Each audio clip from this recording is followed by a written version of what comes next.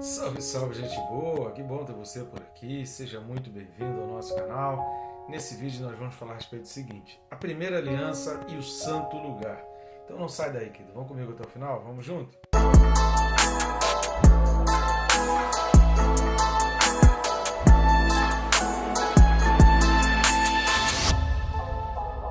Só não deixe de se inscrever no canal, é rápido e fácil. Clica aí no botão inscrever, pronto.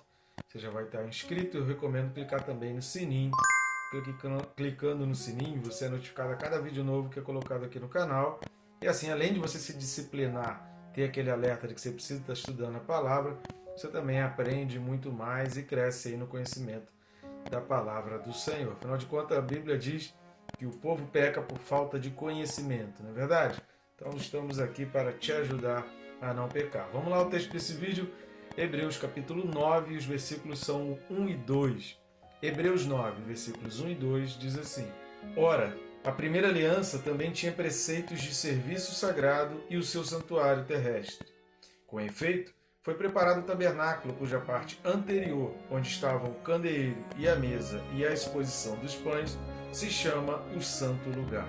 Amém? Glória a Deus. Aqui ele vai dar um detalhe nesse capítulo 9 das partes ali do tabernáculo, que a gente já falou um pouco sobre isso, mas a gente vai entrar um pouco nessa questão dos itens aqui do tabernáculo, e que é importante a gente entender, como a gente já falou, é muito importante a gente conhecer o Antigo Testamento, os seus princípios, para que a gente tenha uma compreensão correta e completa a respeito da obra de Jesus Cristo, da vida e da obra de Jesus Cristo, para que assim a gente tenha então esse conhecimento. Vale muito a pena, é muito importante a gente adquirir o conhecimento referente a esses itens.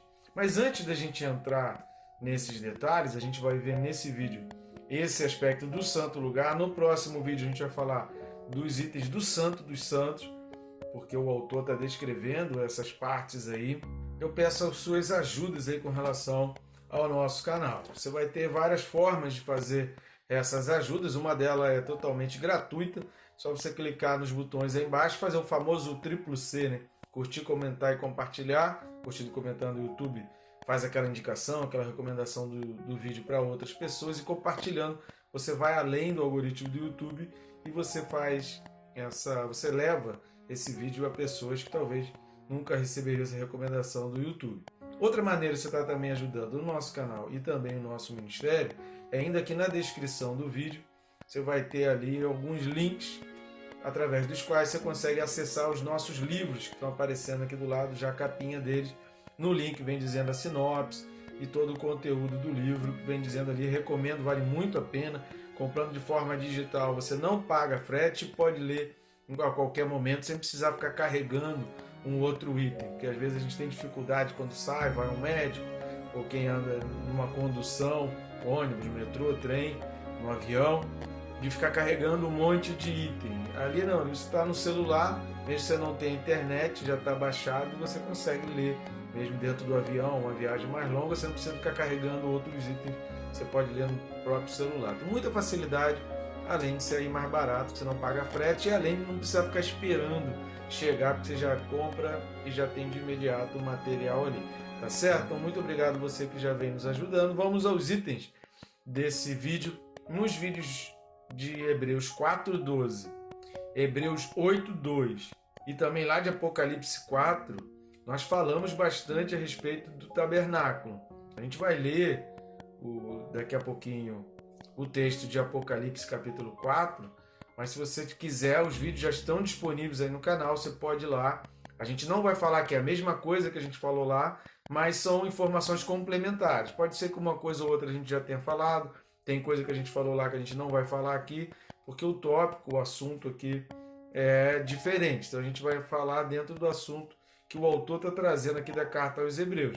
Recomendo então assistir os vídeos de Hebreus 4:12, Hebreus 8:2 e os vídeos correspondentes a Apocalipse 4, do 5 ao 7, disponíveis já no canal para você ter mais informações. E o que nós vamos ver aqui? Algumas informações muito importantes.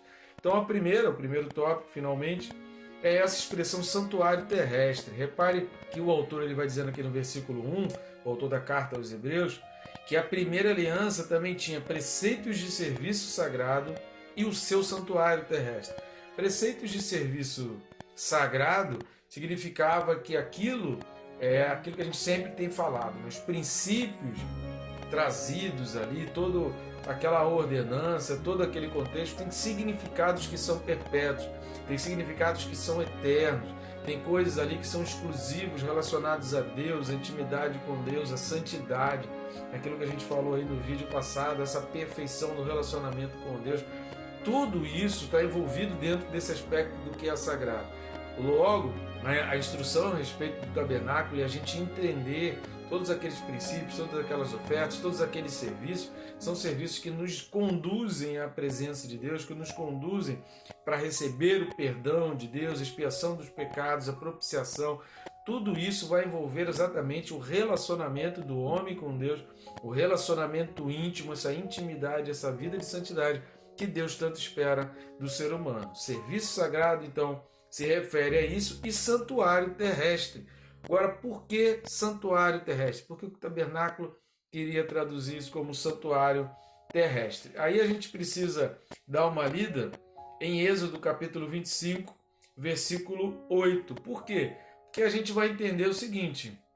Lembra, se você ler o livro de Êxodo, as pragas ali do Egito, todas as vezes que Moisés chega diante de Faraó, a instrução ali era: deixa o meu povo ir para que ele possa oferecer sacrifícios a Deus. Deixa o meu povo ir porque a gente vai para uma terra onde a gente vai oferecer sacrifícios a Deus. O povo então tem aquele ato de incredulidade depois dos espias serem enviados ali. Deus então faz com que o povo fique 40 anos, uma viagem que poderia ter durado, vamos botar assim bem calmamente, 90 dias, indo bem calmo e tranquilo. Eles poderiam ter feito essa viagem em 90 dias, eles fazem em 40 anos. Alguns dizem que fariam em 40 dias, mas eram mais de 3.000 pessoas, né? Que não é uma viagem assim muito tranquila de se fazer a pé no meio do deserto. Então vamos esticar aí com bastante descanso, bastante adoração, sacrifício a Deus. Vamos esticar aí para 90 dias, 60, 90 dias, para ir com bastante calma até a terra prometida. Eles levaram 40 anos, ao invés de levar os dias. Deus não poderia então ter esperado eles chegarem lá na terra prometida para então fazer lá o lugar onde eles fariam um tabernáculo que não fosse móvel, porque o tabernáculo que foi feito no deserto era móvel. Eles desmontavam, desmontavam, montavam, desmontavam, continuava a viagem e continuava seguindo. Por que isso? Vamos dar uma lida em Êxodo 25, versículo 8. Êxodo 25, versículo 8, vai dizer assim: e me farão um santuário para que eu possa habitar no meio deles. João, no capítulo 1, vai dizer que Jesus tabernaculou entre nós. Esse tabernaculou é essa mesma expressão aqui, que eu possa habitar. Jesus, ele veio como Deus para habitar entre nós. Ele era o próprio tabernáculo. A gente vai ver aqui nos itens que tudo aponta para Jesus. Cada item do tabernáculo, seja no santo lugar, seja no santo dos santos, ou lugar santíssimo, aponta para Jesus, para a sua obra, para a sua vida, para tudo que ele veio fazer. Por isso é muito importante a gente entender essas questões do tabernáculo. Ou seja, mesmo na primeira aliança, o que Deus queria era estar com eles, era o Emanuel. O Emanuel, ele está presente na intenção de Deus e no ideal de Deus desde o início. O ser humano é que não conseguiu entender, não conseguiu atender, não conseguiu ser fiel, não conseguiu permanecer fiel a Deus. Vamos dar uma lida em João 4, do 21 ao 23, porque diante da mulher samaritana, Jesus ele vai mostrar exatamente isso, que o nosso Deus não é um Deus que se limita aos aspectos geográficos. E a intenção de Deus nunca foi falar com o povo ou agir junto com o povo em um lugar restrito geograficamente. Ele sempre quis agir em todo o mundo. Então vamos dar uma lida em João 4, do 21 ao 23, Evangelho de João, capítulo 4, do 21 ao 23. Disse-lhe Jesus: mulher, podes crer-me, que a hora vem, quando nem neste monte, nem em Jerusalém adorareis o Pai. Vós adorais o que não conheceis, nós adoramos o que conhecemos, porque a salvação vem dos judeus. Mas vem a hora, e já chegou, em que os verdadeiros adoradores adorarão o Pai em espírito e em verdade, porque são estes que o Pai procura para seus adoradores.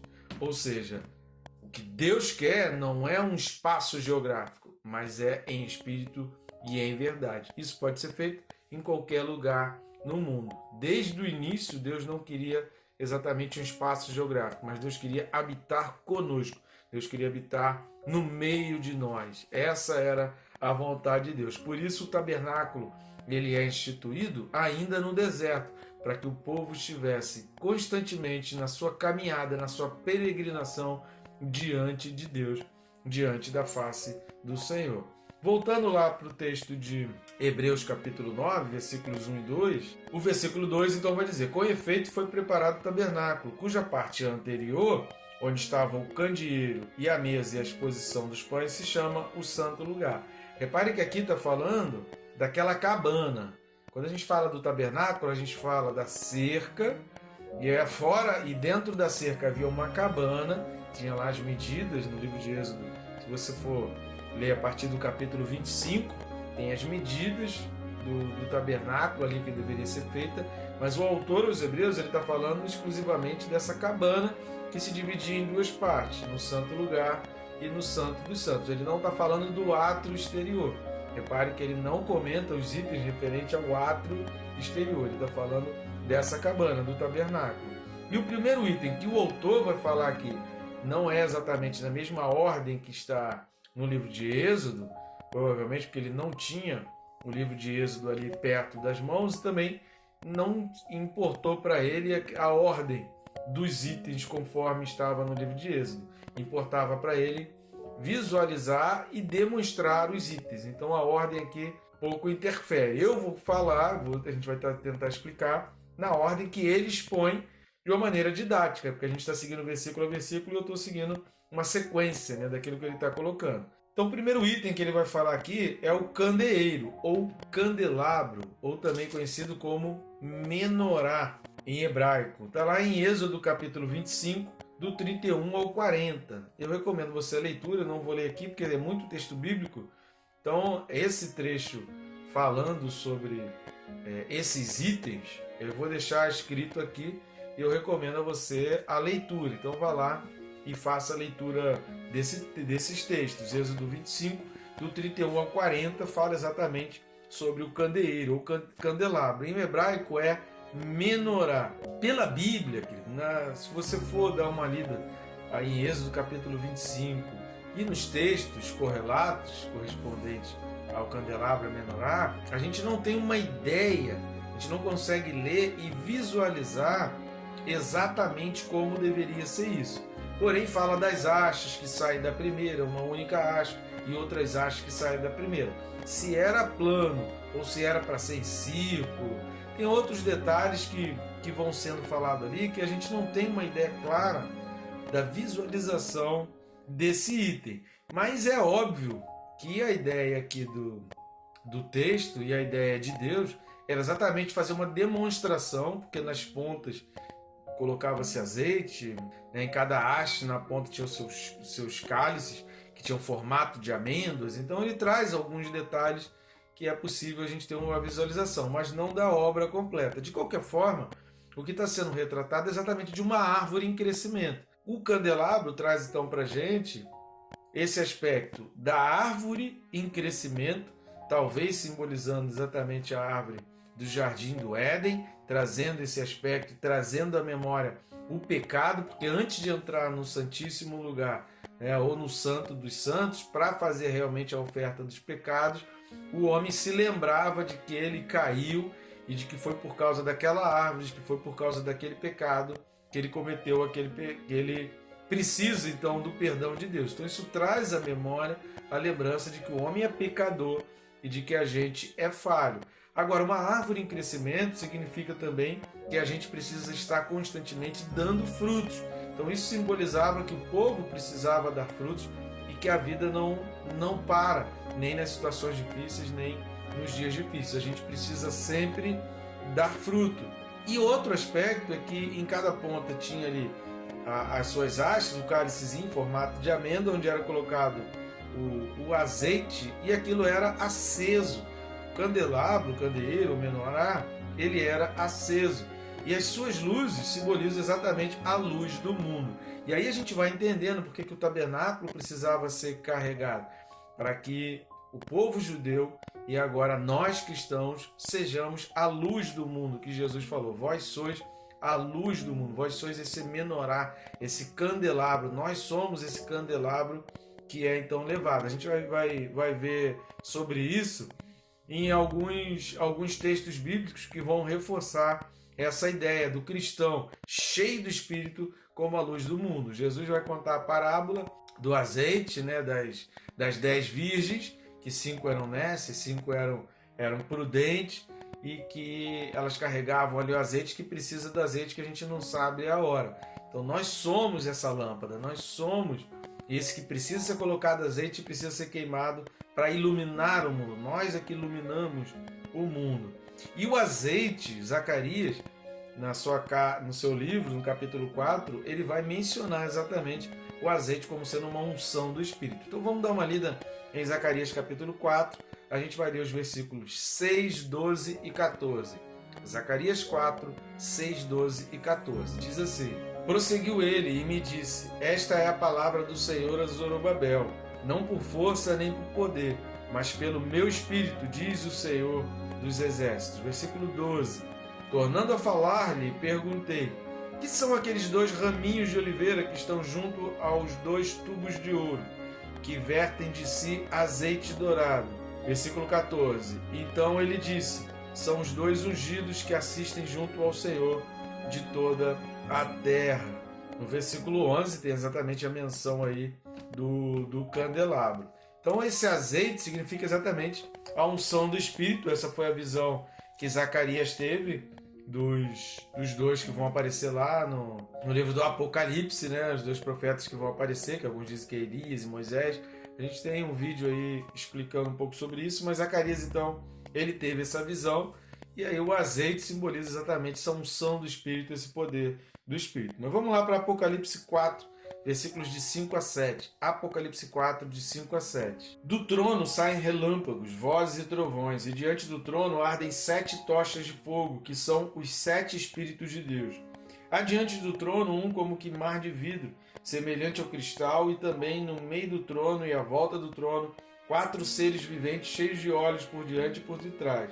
O primeiro ser vivente é semelhante a leão, o segundo semelhante a novilho, o terceiro tem um rosto como de homem, e o quarto ser vivente é semelhante à águia quando está voando.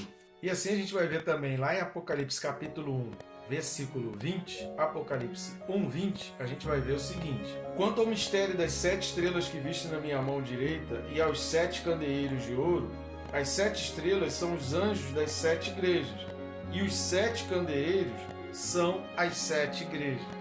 Ou seja, o candeeiro ele simbolizava exatamente a presença do povo na terra, e o candelabro ele ia simbolizar exatamente isso, a luz para o mundo, cheio do azeite, com o cálice repleto do azeite, repleto da unção que vai iluminar o mundo. Quando ele escreve as 7 igrejas, a Apocalipse, ele vai exatamente dizer isso, ó, esses 7 candeeiros, 7 candelabros, as 7 menorais são as 7 igrejas, são o povo de Deus que precisam iluminar a terra. Tá legal? Então vamos ao outro item que o autor aos Hebreus vai falar, que é a mesa dos pães e a exposição dos pães. Também chamado, na Bíblia você vai ver, está lá em Êxodo capítulo 25, do 23 ao 30. Êxodo 25, do 23 ao 30. Eu vou deixar o texto aqui para que você veja também lá. A gente não vai ler aqui para não alongar, mas está lá a explicação, os detalhes ali da mesa, da construção da mesa. Mas ali em Êxodo é chamado de mesa da proposição. A palavra ali em hebraico é Le'en Hapanim, que significa pão de rosto, pão do rosto, ou pão da presença. Esses pães, que eram 12, um referente a cada tribo, eles tinham uma representatividade. Eles precisavam ficar ali na mesa, e uma vez por semana, aos sábados, os sacerdotes iam lá, e somente os sacerdotes podiam comer esse pão e substituir por outros que na semana seguinte eles poderiam comer. E um milagre já acontecia ali, porque aquele pão não perdia o seu sabor, não perdia o seu frescor. Mesmo uma semana depois, o pão continuava como fresco, na mesma situação como fresco. Agora, o que esse pão indica? A gente precisa entender pelo menos 2 coisas básicas que esses pães indicavam, né? Além de representar cada tribo, né? Um pão correspondia a cada tribo, mas eles ficavam expostos perante o Senhor, unidos. Então o pão, a gente precisa entender que o pão para o povo judeu era um alimento vital, era um alimento primordial, era o alimento principal para a vida. O pão era o alimento, não era nem um alimento, era o alimento. O alimento importante para o judeu é o pão. O pão é muito sagrado para o judeu. A mesa, estar à mesa para comer o pão é algo muito importante e muito sagrado para o judeu. Sendo assim, significa que a união de todos, ou seja, 12 pães e 12 tribos ali unidos perante o Senhor, os pães da presença, pão do rosto, que era aquele pão que ficava na face do Senhor, o pão que ficava na presença do Senhor, ele deve ser visto também como uma comunhão vital para o Senhor. Por isso, constantes perante o Senhor. Por isso eles precisavam ficar ali constantes perante o Senhor, e a mesa ela nunca poderia ficar vazia. Sempre os sacerdotes comiam o pão e substituíam então por novos pães. Eles precisavam ficar ali perante o Senhor, como indicando que a comunhão deles junto com Deus, diante de Deus, era algo vital, extremamente importante para o povo de Deus, e que o povo não poderia esquecer de permanecer juntos diante de Deus. Olha que tremendo é isso, e isso aponta para Cristo. E o autor aos Hebreus ele vai trazer esse significado, e o povo judeu já sabia, ele não vai explicar aqui, embora alguns vídeos para frente a gente vai ver que o autor diz, vou explicar pormenormente, né? Vou explicar detalhadamente. E ele acaba não entrando nesses detalhes. Nessa carta, talvez esse autor tenha falado isso pessoalmente, ou tenha exatamente indicado ali que ele ia falar isso de uma maneira pessoal, porque na carta ele não entra nos detalhes dessa explicação. Nos autores históricos, como Filo, por exemplo, eles fazem questão de detalhar o significado desses itens. Os autores hebreus não entram nesse mérito, porque ele está escrevendo para pessoas muito conhecedoras, profundamente conhecedores do significado disso. E isso era importante, porque eles indicando que Jesus precisava ser e a gente precisava estar unidos com Jesus. Isso vai ajudar muito a gente a entender a oração de Jesus lá em João capítulo 17, quando ele vai falar que sejamos um. Todo aquele aspecto, ele faz uma oração bem longa, que eu seja um e que eles sejam um comigo, assim eu sou um como eu sou um contigo, que eles, eu e você, ele orando ao Pai, ele vai dizer, olha, que esses que o Senhor me deste, eu e o Senhor, sejamos todos um, que nós sejamos um só, nós três sejamos um com o Espírito Santo, e todo aquele simbolismo ali do sejamos um, ele está aplicado exatamente a esse conceito da mesa dos pães diante de Deus. E isso o judeu precisava ter como algo vital. Assim como o pão para ele era um alimento vital para o seu corpo, a união e a comunhão era algo que era vital para estar na presença de Deus. Por isso fala de ensinar a criança o caminho, todos esses aspectos são importantes exatamente por causa disso, dessa importância de estar diante de Deus. E a outra coisa que a mesa dos pães ela vai trazer de significado para nós também, a respeito dessa comunhão, é que isso é Deus instituindo isso, porque essa ordem veio de Deus. Faça uma mesa e eu quero que antes de você entrar no lugar santíssimo, antes de você entrar no Santo dos Santos, vocês visualizem, vocês comam desse pão e façam parte dessa mesa. Isso indica a importância que a comunhão tem para Deus. E o que vai corroborar com isso, que vai nos ajudar a entender como Deus pensa a respeito da comunhão, é o Salmo 133. Então vamos dar uma lida, o Salmo tem 3 versículos, vamos lá para o Salmo 133. Ó, como é bom e agradável viverem unidos os irmãos. É como óleo precioso sobre a cabeça, o qual desce para a barba de Arão, e desce para a gola de suas vestes. É como o orvalho do Hermon, que desce sobre os montes de Sião. Ali ordena o Senhor a sua bênção e a vida para sempre. Repare esse final, não vou entrar nem no mérito, porque senão a gente vai ficar 50 minutos aqui no vídeo. Dessa questão do óleo que desce para a barba de Arão, que isso é um significado tremendo, isso aqui talvez, mas aí o comentário aqui não é do Salmo, né? O comentário é da carta aos Hebreus. Então a mesa dos pães é exatamente disso. Ali o Senhor ordena a bênção. Ali tem vida para sempre. Ali aonde? Na comunhão, na união quando nós estamos unidos. Repare o versículo 1 do Salmo 133. Como é bom e agradável viver unidos os irmãos. Então, quando nós estamos unidos, quando nós estamos juntos de pessoas, quando nós procuramos a convivência, a comunhão de pessoas para estar juntos na presença de Deus, para compartilhar, por isso que eu gosto da célula, porque toda célula termina com comida, termina em volta da mesa. A mesa era importante, a gente precisa entender a importância da mesa. A mesa cura, a importância que tem de estar na mesa, estar na comunhão. Ali o Senhor ordena a bênção, ali a vida para sempre. Nunca se esqueçam disso, queridos. Deus se agrada, é vontade de Deus. Deus propôs isso, a mesa da proposição. Foi a proposta de Deus. Vivam unidos diante de mim, na minha face, porque ali a bênção, na união a bênção. Deus não te fez para andar sozinho, Deus não te fez para viver sozinho. Não é bom que o homem viva só. Viva em união, querido. Que Deus te abençoe, rica e abundantemente.